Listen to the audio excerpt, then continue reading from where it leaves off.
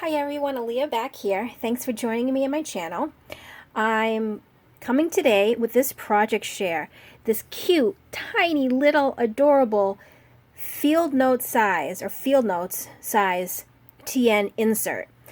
It's like a little tiny baby journal to the one that I recently, actually I think the video before this I made, it was the standard size, the 8¼ by 4¼ but I used the same material on this little one, and I use the same vintage ribbon to keep it closed. But the difference is, I mean, we can see the difference how little and tiny it is. So when I looked it up, the field notes size that this one is 3½ by 5½. And the inspiration for this journal came from, let me just look at my notes. A woman here on YouTube, and her YouTube channel is Stay Stitching. She had posted a video yesterday of the same size. It was actually, I think hers, because she had one that was a field note size in the Traveler's Notebook, and then the one she created, it was a little bit shorter. So I'm not sure. I think maybe it was the passport size. I think that's the word that she used. It was the passport size, but it's really basically the same size, but it just doesn't, it's not as tall. So when I looked up the measurements for it, I was a little confused about the passport size, so I went with the field note size because it was easy, the 3½ by 5½. So let's open it up. And just like the other one too, this is just a tied-on ribbon. It doesn't have to stay on. So here is the inside, and I use the same paper pad, the Woodworks from Recollections, as I did the other one, and it just goes well. I like the way it goes with this fabric.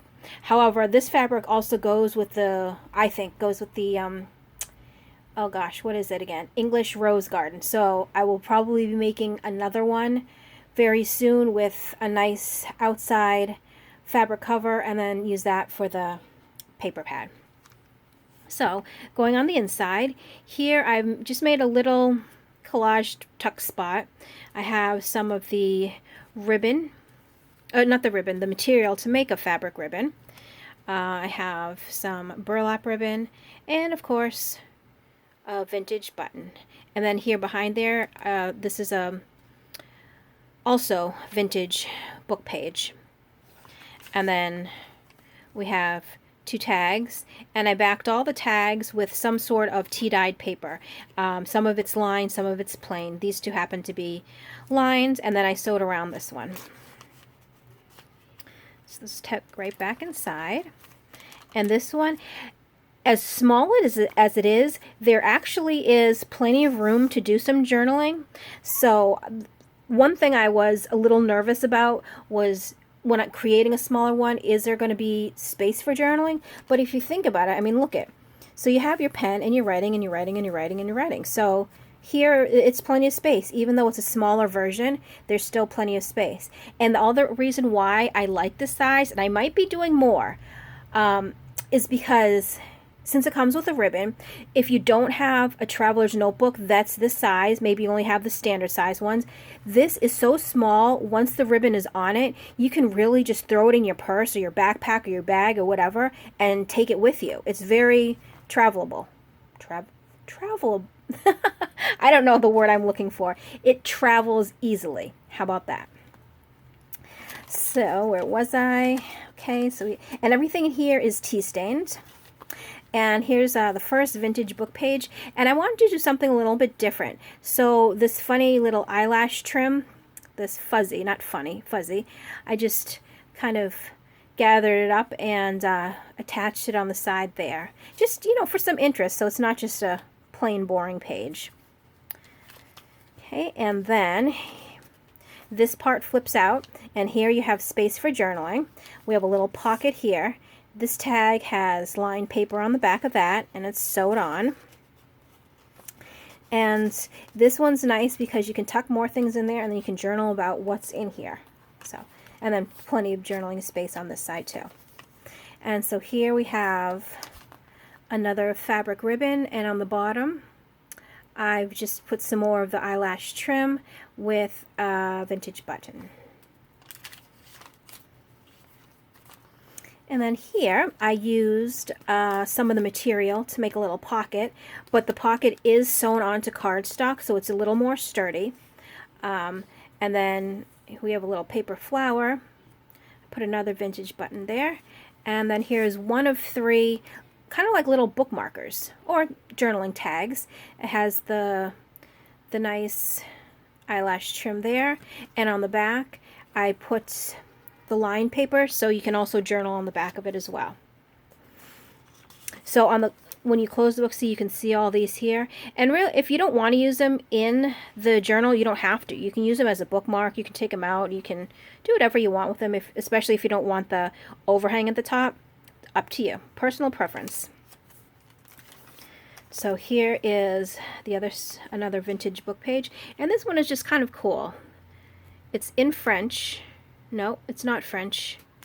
Actually, I believe, it might be German. I could be wrong. It sort of looks like it's German to me, but it threw me off because it does say Paris up there. And it says Paris in the back. Well, either way, I like the illustrations there. So I used that one. And here I just did a little, I put some little lacy trim over this, and here's a little flip up, and if you had anything secret you want to write, you could definitely do that and then hide it away under the material. Or you could put a picture under there or whatever you wanted. So here's the second of them, and this one is just tea-dyed paper on the back. And it goes into this little corner tuck. It doesn't flip up, it's just a tuck.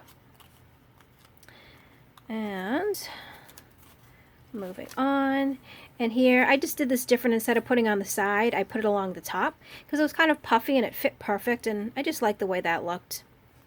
So I added that up there. And here, sorry, that's my dog.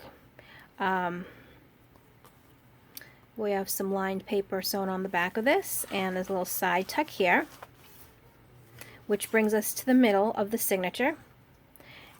And then on the other side, it's the same thing. So here's another tuck, and on the back of this is lined paper.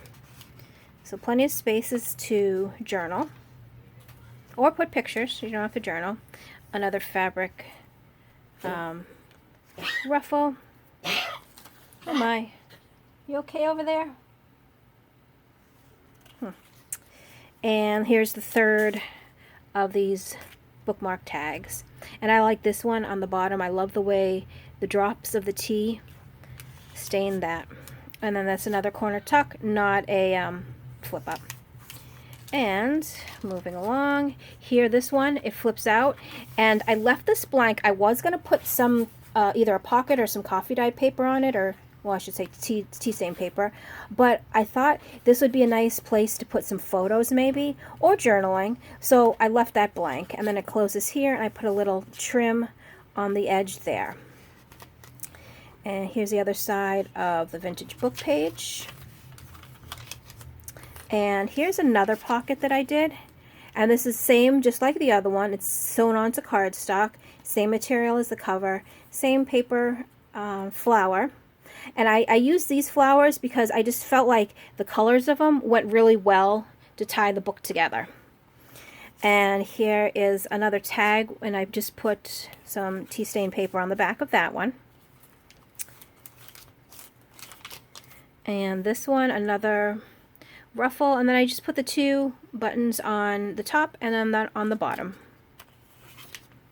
And here's the other flip out with some writing space here, pocket here, little tag in that pocket, and more eyelash trim, just kind of stuck down like on the side. And the last little tuck spot. So this one, I did put down the vintage book page, a little tiny fabric ruffle, and then this is one of those cutouts from the paper pad. It was a 2x2. Nothing on the back. I just used it as a little cutout. This one, I did put the tea dyed paper on the back. And then those sit right back down in there. And that's the back. So this little cutie patootie, I love this size. I actually think I'm going to make one for myself that's this size because it's just so cute to hold in your hand. It's going to fit in my pocketbook. This size will travel very well because they're small, they're sturdy, and they're just so darn cute. I love this size, and I don't think I would have done one this size if I hadn't watched that other woman's video. So see, we get inspiration from each other all the time. So this is up in my Etsy shop now, or it should be. Actually, no, I did put it there before I recorded this video. So if you are interested, the link to the Etsy shop will be below in the description box. And if you have any questions or comments, please leave them below. Thanks for watching this video, staying till the end, listening to all my mumbo jumbo as I ramble through, but I do appreciate it, and I'll see you next time. Bye.